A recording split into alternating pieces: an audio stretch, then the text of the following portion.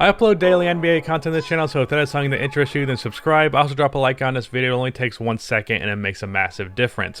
But today I am talking about the Washington Wizards and the problems that they've been having. So as of the time of this recording, they are currently playing the Brooklyn Nets, so I don't know what the results of that game is going to be. I'm going to take the assumption that the Nets win because they're a far better team, but to this point in the season, the Wizards have only won 1 game, and it was against the Minnesota Timberwolves without Karl-Anthony Towns. So you really can't even give them all that much credit for that win because that's just an absolute layup of a win right there. Because of that, there's been a lot of flack coming their way because this is a team that got a decent amount of hype going into the year, not a crazy amount because no one thought the ceiling on this team was that high, but pretty much unanimously people were like, yeah, this is a playoff team right here. I mean, this team was the 9th seed last year, technically 10th seed, but not really. They were basically the 9th seed. They get Russell Westbrook, and even though people are saying that they may have lost this John Wall for Westbrook trade, especially being that they gave up a first-round pick in exchange, the thing about that is John Wall didn't play last year. So regardless, the addition of Russell Westbrook should be an improvement from where they were last year, and thus far, the Wizards have been worse than what they were last year. And a lot of people have taken the leap and said that this is Russell Westbrook's fault. However, I feel like the people that are actually making this claim have not been watching that many Wizards games, and I'll say I've only watched, I think, 3 or 4 of them. 2 of them were against the Bulls, and neither of those were particularly good for the Wizards, but it's not Russell Westbrook's fault. And I'm going to talk about all the reasons why. It's other reasons. But first things first, I do think it's worth mentioning that a couple of these losses have been pretty close. I think both of the Bulls games losses were pretty close. I'm really bad at remembering shit off the top of my head. It's a good thing this is unscripted, but I know that a lot of these games, the margin for error was not that high. I know the second most recent Bulls loss, basically Bradley Beal got wide open on a backdoor cut, and he just dropped the ball. And that would have resulted in a tied game and likely overtime or a chance to win it after the Bulls miss their shot, or maybe they make their shot. I don't know. Butterfly effect, all that. But basically, they had a chance to make it a game, and then Bradley Beal just lost the ball on a layup, and they lost the game as a result. That's just kind of an unfortunate thing. It's not like Bradley Beal is always fumbling in the clutch. That's not a typical thing from him. It's just an unfortunate thing that happened. It's not like a system issue that's going to continue to exist. I just think it's kind of a rough start to some extent, but there are flaws with this roster, of course. I think a lot of people who are blaming this on Russell Westbrook are looking at the fact that he has not been efficient scoring-wise to start this year, and the fact that he's back to averaging a triple-double. For those of the people that think he's all about stats and not about winning to any degree, they're going to be like, oh, well, he's only caring about getting a triple-double, not actually winning. But when I watched him in these Bulls games, and I don't remember who they were playing in the other game I watched, but I don't know, he did not look like he was stat padding at all. And I've made arguments in the past about Russell Westbrook being a slight stat padder. I think there are people that went overblown with that, but my argument was it was very clear to me that Russell Westbrook was conscious of his stats when he was playing games, and later in games when he was close to a triple-double, you could tell that he was starting to play in a way to try and get that.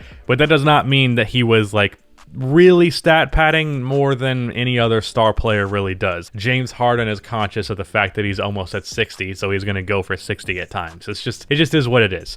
So I don't think it's a case of Russell Westbrook only caring about getting his stats. Don't think that's true. His efficiency has not been good, but I really don't think his efficiency has ever really been good, first of all. Second of all, I don't think that's the reason why they've been struggling, because offense hasn't been a huge issue for them.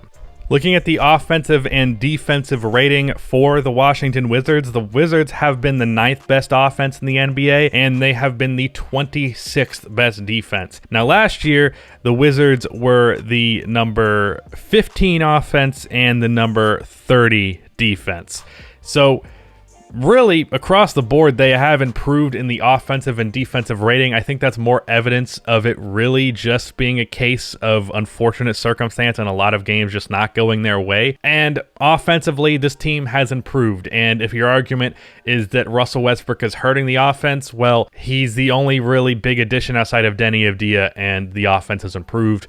So No, defense is the problem with this roster, and coaching is the problem with this roster. Russell Westbrook is not the problem with this roster, and even though he's not a good defensive player either, he's not really a bad one, and it's the overall poor defense of this team that I think has cost them a lot of games, because in the games they played against the Bulls, I can tell you right now, the Chicago Bulls fucking suck.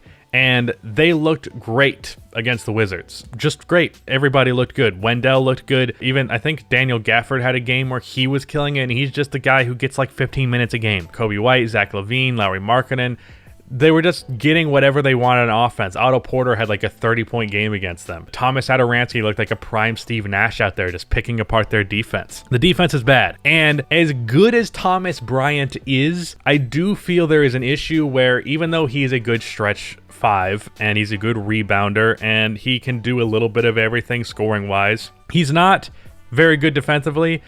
I don't think he's horrible, but he's not good. And it's not great to have a not good defensive player as your center on a team that already has poor defensive personnel. So I think the solution might be trading Thomas Bryant. Even though he's a good player, I think you have enough offense without him, and you could move him, and then I'm not sure what the move is, but get back a defensive center, a guy who can be that defender, and a guy who can still be like a pick and roll option at the very least. That's not going to come at a sacrifice to your defense. So first thing I'd suggest is probably trade for a defensive-minded center, probably moving Thomas Bryant in the process. Either way, he probably wouldn't want to come off the bench, so I think that's the trade you do. Scott Brooks fucking sucks at coaching, and that's nothing new.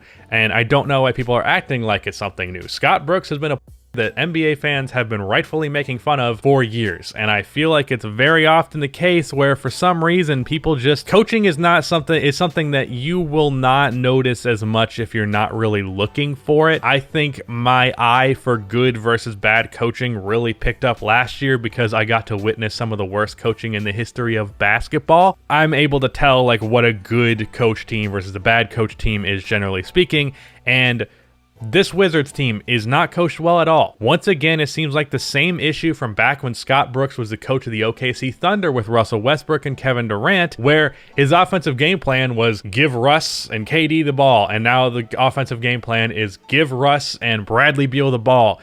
And look, they're very talented offensively, so fair enough, system works that way.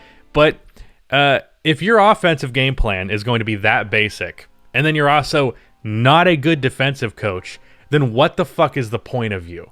If you cannot make your offense better than it kind of is going to be at a baseline, and then you're also not helping your poor defense, there is no reason for you to even be there. Like, the Wizards would probably be better off with no head coach because he's not contributing anything positive. Also, I noticed in the Bulls game, he's had some weird rotations. I can't point to any specific lineup, but there were a lot of times where I was watching and I was like, this is not a good lineup matchup for what the Bulls have going right now, and they were able to feast kind of as a result, not because of defense or anything in particular, but like there were awkward offensive lineups. You could tell these guys weren't great at playing off of each other. It was just like, why is this the lineup right now? And I don't think rotations are a huge issue with Scott Brooks, but I think it's a minor issue. And then he's not bringing anything on either end of the court to contribute positively. So I would also suggest firing Scott Brooks. I was of that